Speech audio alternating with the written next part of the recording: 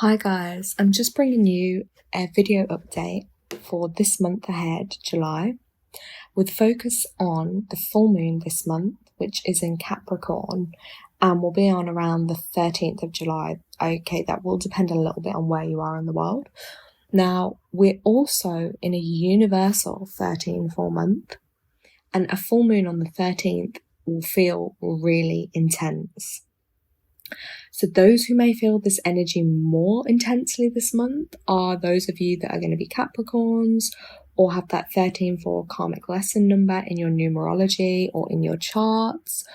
Those who may have their monthly cycle around this time, and anyone that's holding on to a lot of emotions or pain, this will often come up for release at the time of a full moon. It's always that time when stuff that comes up to a head, like just like the moon gets bigger in the sky up until the full moon, so do often our emotions and our feelings. And sometimes even if it's something small, it can feel a lot more exaggerated at this time of the month. Now, it is also that ideal time to embrace and release what is no longer serving you for your highest good. You may want to write a list down of all you want to release. Maybe that might be thought patterns, limiting beliefs, toxic people or relationships. Whatever you feel like in your life is stuff you need to release. It might be holding on to old pain or emotions that are no longer serving you and maybe blocking you from moving forward or reaching your highest potential. With mine, I always burn my list and I call upon like my spirit team for my highest good, from the highest good, to help and assist with this. And that does feel, when I do that, it does feel good because I'm embracing the energy that's there. Sometimes it's about working with, you can do those things at any time of the month, but when you're doing them in alignment with the flow of nature and that particular timing, it will feel more empowering for you. Now, the 13-4 karmic lesson, also known as the karmic debt number, I will just give you a little bit of an overview of this, but that number can be associated with feelings of inadequacy and low self-esteem. And it also relates to your root chakra, that first chakra, and your solar plexus, the third one, and how that can sometimes block the flow of love to your heart. Now, this is where I also just want to put out that I feel it's really important that when you're looking up your numerology or numbers, is sometimes there's a lot of information online. However, a lot of them won't, because a lot of it's like these free things or those generated things. I would advise people not so much to use those and seek someone out that really knows about the numbers and has such depth and knowledge, and is also naturally probably very psychic and intuitive, because they can interpret it a lot more for you personally, okay? Because, you know, numbers can be kind of general, but you want to know how it's interpreted then into your life and for your highest good.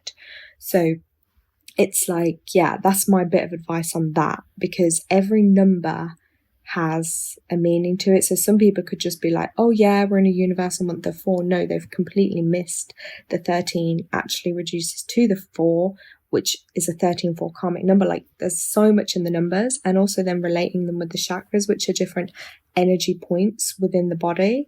I mean, most people generally focus on 7, but again, I believe everywhere is chakras in our body. Like, there's so many more. So another thing with this 13-4 energy is it, like we say, it can block that flow of love to your heart. It can also lead to procrastination and stubbornness, as well as attracting emotionally unsupportive people in your life. Now, I have one of this number is one of my core numbers too, which is, a lot of people have karmic numbers and lessons, so don't worry about that. It's just we signed up for more lessons in this life. Great. We really wanted to try and excel ourselves, didn't we? It can also make, you know, that feeling of getting things done can feel so much more challenging, and often it can feel easier to just give up and not complete tasks. But on the flip side of that energy, you can be a real visionary. You can make your dreams into reality, and being really focused and reliable and great logic. The 13-4 is also the divine lunar number, and so if it appears anywhere in your numbers, or your chart or cycles or years that you might be going through, that moon energy will often affect you more, and you'll find that the moon cycles affect your energy. So that's a connection to make, because if you feel like randomly at certain points in the month, like you're being really affected by energy or moods, and you're not really sure why often, that the moon is going to be affecting your energy.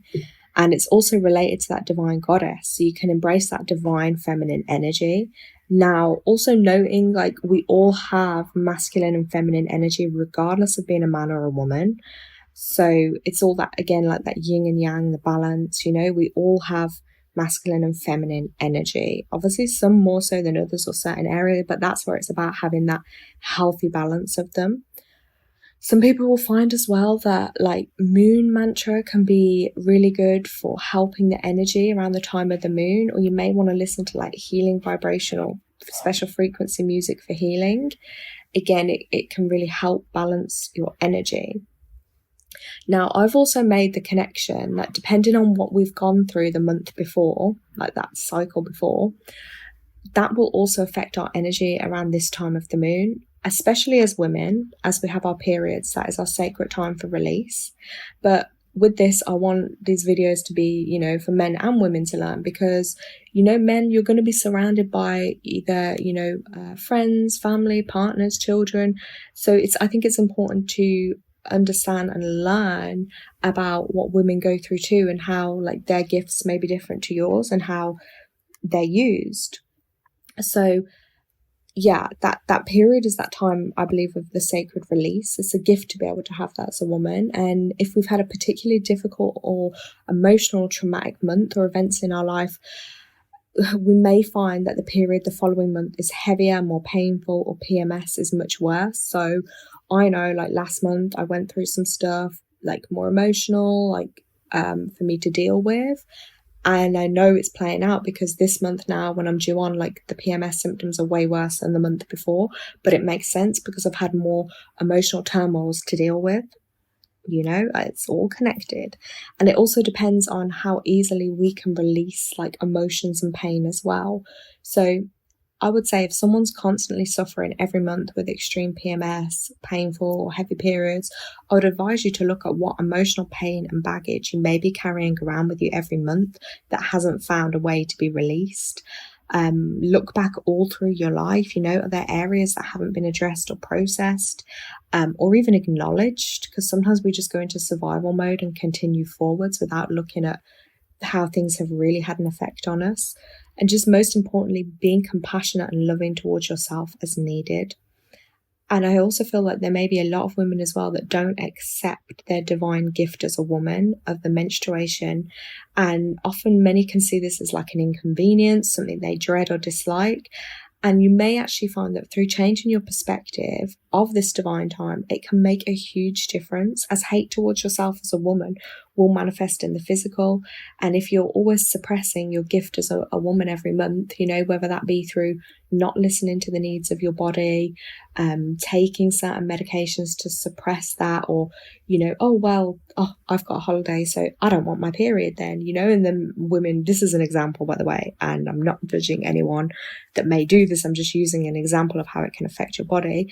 So then they may take a medication or their pill, so then they don't have that period that month, which what they're actually doing is, okay, it may help them in that moment, but then it's having an effect on their physical body, and it's suppressing that sacred time they're given every month to have that release. And I think we need to, the modern world doesn't encourage it or embrace it, but it's where you need to have that time to reflect, to go inwards, to rest and retreat from the world, to have your time to receive your guidance, to have your release. It's a sacred time.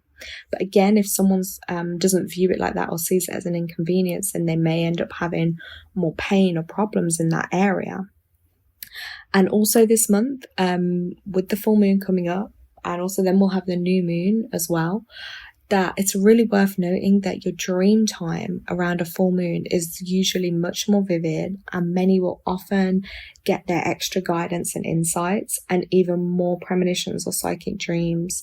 So keep your notebook ready, just write up your dreams the following morning.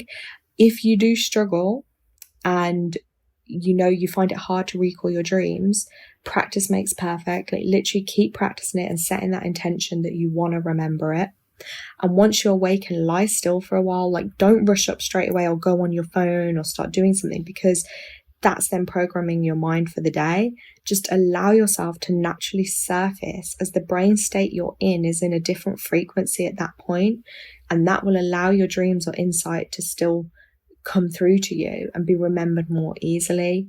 So that's like your brain state has to adjust. It's technical. I won't go too much into the technicalities, but just know that like it is a thing, and the more you do something, the more you will remember.